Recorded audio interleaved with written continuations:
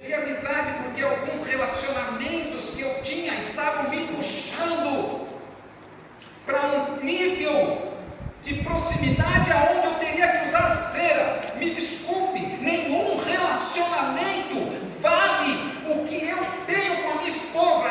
Eu não vou trair a minha esposa. Estão entendendo? Digo amém.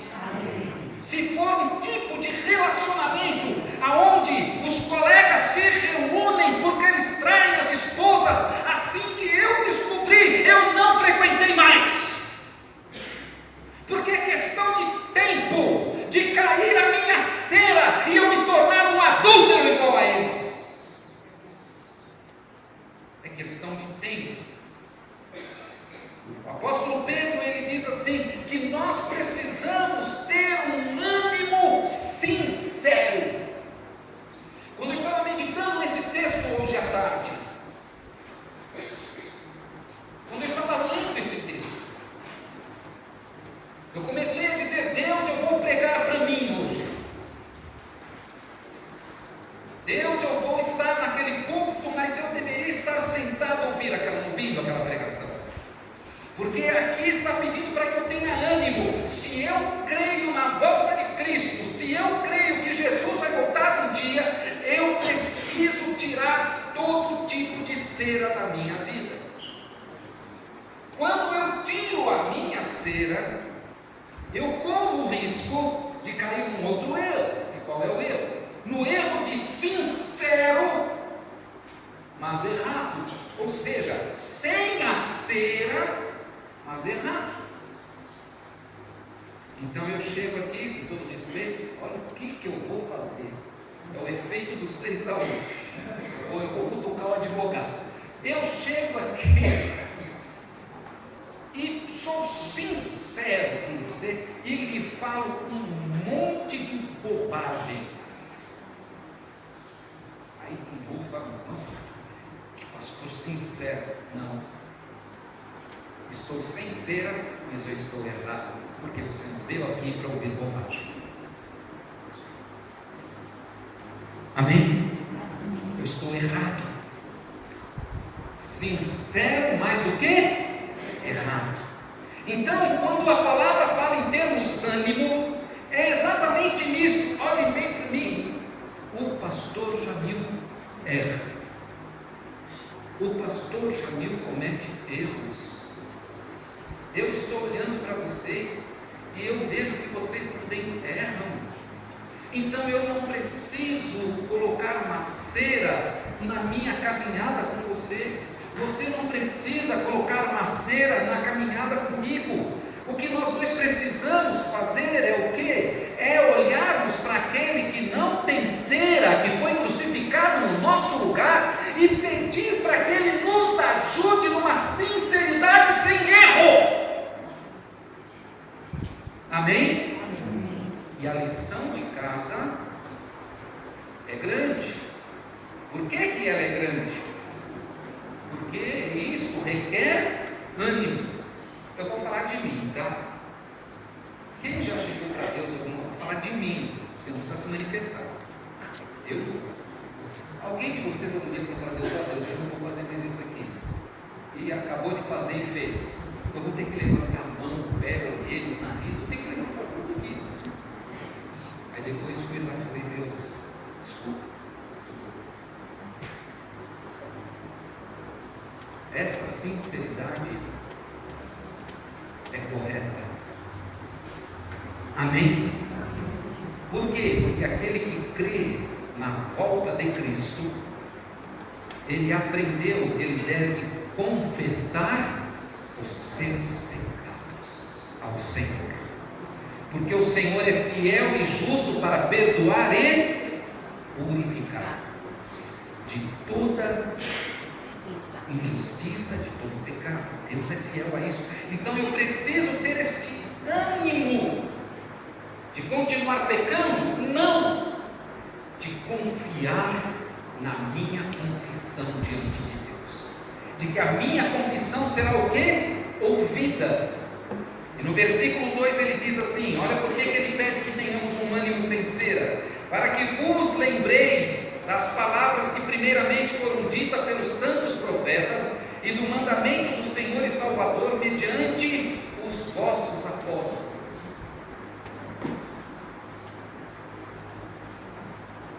O Espírito de Deus, ele tem uma função dentro de mim e uma função dentro de você.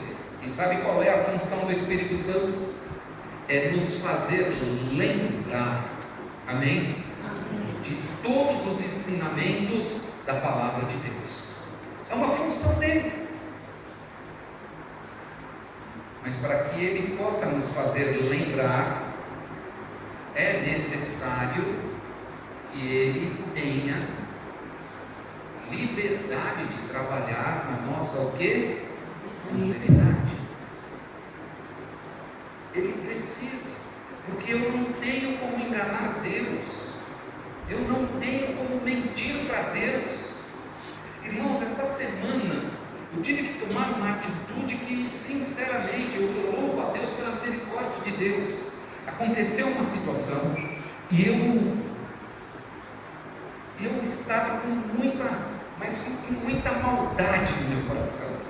Eu já tinha perdido a noção do que é justiça e do que é maldade. E eu estava indo para uma reunião, só que dentro de mim a situação era tão grave que eu tinha perdido a noção. E quando eu parei no meio do trânsito, que eu fui conversar com Deus ali, naquele momento que eu fui conversar com o Senhor, e eu olhei para o meu coração, glória a Jesus, glória a Jesus. O Espírito Santo me fez enxergar naquele momento que o meu coração estava mais inclinado para ter uma atitude que não teria dimensões, uma atitude ruim, do que uma atitude coerente, do que uma atitude passiva.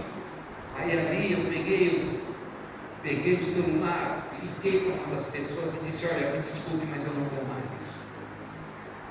E depois, quando eu cheguei na minha casa, eu liguei para outra pessoa e falei: olha, me perdoa, eu não vou poder ir.